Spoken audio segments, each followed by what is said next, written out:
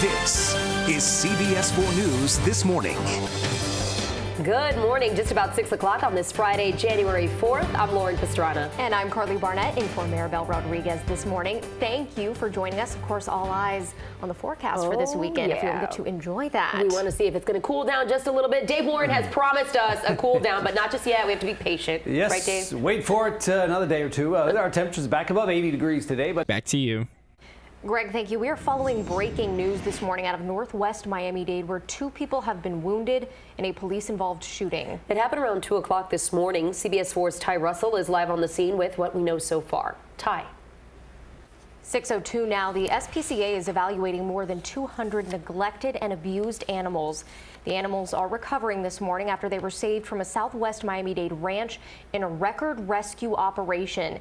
It all happened because of one man who saw those terrible conditions they were in and spoke up. CBS 4's Amber Diaz has the latest from southwest Miami-Dade. At a ranch west of Chrome Avenue in southwest Miami-Dade, CBS 4 this morning. We have new information this morning surrounding a shooting at an Opa-locka business last month. Police say it was part of a strange plot to kill over a couple $100. 29-year-old Alejandro Gomez is in jail. He originally told police on December 14th that David Flores came into his auto shop to collect a debt. Well, the two started fighting, and Gomez says he shot Flores in self-defense. Flores, who is still recovering at the hospital, could not be interviewed until just recently, and that's when the real story came out. Mr. Alejandro Gomez called Mr. Flores to his office, said, hey, come get the money that I owe you, which is $200. When Flores walks in the office, he's then shot by Gomez several times. Gomez is in jail charged with second-degree attempted murder. New fallout following the deadly shooting at Marjorie Stoneman Douglas High School. This morning, another BSO deputy who responded to that shooting has been stripped of his badge. Joshua Stambaugh has been placed on restricted assignment. He's accused of neglect of duty and not meeting BSO standards. According to the MSD Commission's investigation, Stambaugh's body camera recorded the sound of gunfire at the school, but he didn't run toward it. 2 other BSO deputies have already been reassigned because of their botched response to the shooting.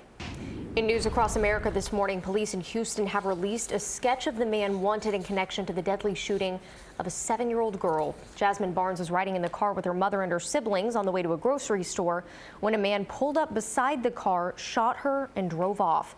Jasmine was killed. Her mother and siblings were injured. The family worked with investigators to come up with a sketch of the suspect. We're not going to rest until we find justice for Jasmine. But motive to us at this point almost becomes a secondary thing, because right now it's a whodunit right now. A $100,000 reward is being offered for any information leading to the arrest of the killer.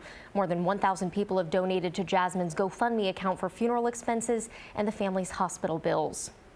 Now, have a nice day. Goodbye. Have a great weekend, too. Bye-bye. Can't we all just get along? Be nice, Friday, everybody. Shake off the negativity. We're Goodness. good. 6:21 now, and still ahead why Kevin Hart says he could return to host the Oscars after stepping down. That's all new at 6:30. But first, it looks like a dinosaur here, but nope, just one giant gator. Just that. Yeah, just a gator. Where this big guy was found and why some people say they've seen him before. This is trending this morning, and it's next. Greg, thank you. Now let's check in on those hot topics that are trending on social media this morning. Yesterday was not Take Your Child to Work Day, but by the looks of it at Congress, it might as well have been. Yeah, children and grandchildren of newly sworn-in members of Congress got a first-hand civics lesson. House Speaker Nancy Pelosi had quite the entourage up at the podium. Her grandkids were there, along with the kids of other lawmakers, as she reclaimed her gavel. She says she called the House to order on behalf of America's children. And one girl could not contain her excitement. There she is, as members of Congress voted for Pelosi to become Speaker once again. She is very happy. Of course, kids will be kids, and they had to get some of their favorite moves on the record. Yeah, a bunch of them were caught dabbing in what might be the first time such a move was performed on the House floor. I bet it was also a first time for this right here. You see that little girl? She's doing the floss. I love their spirit, though. Yeah. They're so excited. That's People great. are just walking right by her, and she's like, no, I will keep dancing. I like her. I still can't even do the floss.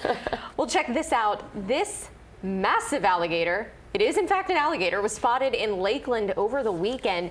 The video posted to Facebook was recorded at Circle B Bar Reserve, where another large gator was spotted about a year ago. He's nicknamed Humpback because of how his back arches.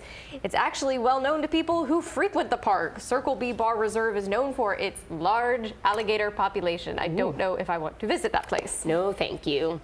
6:26 now, and CBS This Morning is coming up at 7 right here on CBS 4. Bianna Goladriga joins us live from the CBS This Morning studio in New York City. Bianna, what are you all working on for today's show? Hey, Carly and Lauren. We are just getting settled back in. Would you drink iced tea topped with cream cheese foam?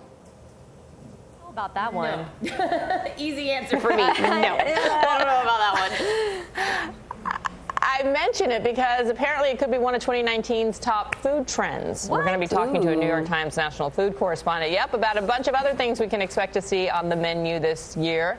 I guess a lemon wedge is just not enough for 2019. No, people got to get it fancy. Well, I'm do cool want to with be on trend. Yeah, no, right? I don't need to be trendy. I'm fine. I'll get a shot. Thanks, Bianna. No. All right. Less is more. Bye. Exactly. Remember, CBS This Morning kicks off at 7 a.m. right here on CBS 4. I like cream cheese, but no. Yeah, that doesn't really sound like the healthiest breakfast option. Not appetizing. Cream cheese, we'll stick with bagels. How about that? Straight ahead at 6:30, the victim of a vicious attack is now speaking out why a fast food worker says she doesn't feel safe at work. Now, here's a look at some of your other Friday morning headlines. Fort Lauderdale police are looking for the man who opened fire in a McDonald's parking lot. This was the scene at Andrews Avenue and Broward Boulevard last night. Police say there was some sort of confrontation between two people and one shot the other. The shooter ran off. No word on the condition of the person who was shot. And more than 200 animals are recovering this morning after they were rescued from a ranch in southwest Miami-Dade. Many of the animals were in poor health. This was the largest variety of animals from South Florida's SPCA that they've rescued in a single case in its 26-year history. I-75 has partially reopened this morning after a deadly fiery crash near Gainesville. At least 7 people were killed and 7 others were injured. This morning, we are learning several of those victims are children. FHP says 2 tractor trailers, 1 van, and 1 car all collided yesterday, causing that massive fire. Today, congressional leaders will get together with President Trump for a second meeting at the White House to try to work out their differences over the border wall. Last night, House Democrats passed a plan to end the government's partial shutdown, which is now in its 14th day. The plan probably won't go anywhere, though, because President Trump says he will not sign anything that doesn't include funding for the wall. All right, Greg, thank you. Today, National Spaghetti Day. Now I'm going to have to eat spaghetti in honor of a holiday. I have leftovers from yesterday at my desk. I celebrated early, apparently, yesterday. Any day can be National Spaghetti Day. Leftover spaghetti beats day of spaghetti any day. Have a fantastic Friday, everybody. Thank you for joining us.